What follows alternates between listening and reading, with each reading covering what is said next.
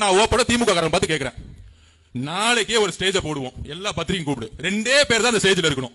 எல்லா நிர்வாகிகளும் இந்த கேள்வியை பதில் சொல்லுங்க. ரமேஷ், ராஜ்மோகன் எல்லா பேட்டியில சொல்லுங்க. சேலஞ்ச் விடுற முதலமைச்சரை பார்த்து, எந்த பேப்பர் இல்லாம உன் பக்கத்துல எந்த நிர்வாகி இல்லாம தனியால ஸ்டேஜ்ல வந்து உட்கார். என் தலைவர் தனியா வருவார். 2 பேரை வச்சு பிரஸ் கான்ஃபரன்ஸ் நடத்துவோம். இந்த போட்டிக்கு நான் ரெடினா நாளைக்கே நான் ரெடி, என் தலைவர் ரெடி. இந்த அள்ளு சில்லறைக்கெல்லாம் என் தலைவர் பதில் சொல்ல மாட்டார். இந்த அள்ளு சில்லற, இந்த அண்டா சொம்பு டீஸ்பூனு இதெல்லாம் பதில் சொல்ல மாட்டாரு. என்ன ஒருத்தருக்கு தான் இங்க போட்டியே திமுக டிவிக்கு திமுக. அப்ப யாருக்கு பதில் சொல்லணும்?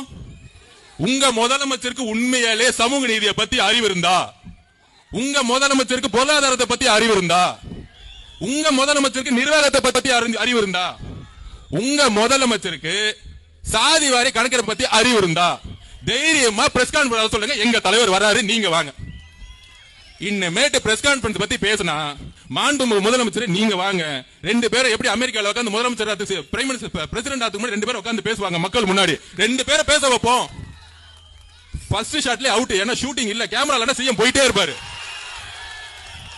எங்க தலைவருக்கு கேமராவே தேவையில்லை, அவர் ஆல்ரெடி நடிகரா இருந்து வந்தவரியா. நீ ஸ்கிரிப்ட், அவரு உணர்வு. இங்க உண்மை இருக்கு, நீ ஸ்கிரிப்ட்ல இருக்கிற. ஸ்கிரிப்டுக்கு உண்மைக்கு நிறைய வித்தியாசம் இருக்கு. மாண்புமிகு முதலமைச்சர் அவர்களே, பிரஸ் கான்ஃபரன்ஸ் பத்தி நீங்க பேசுறீங்க. எப்ப பார்த்தாலும்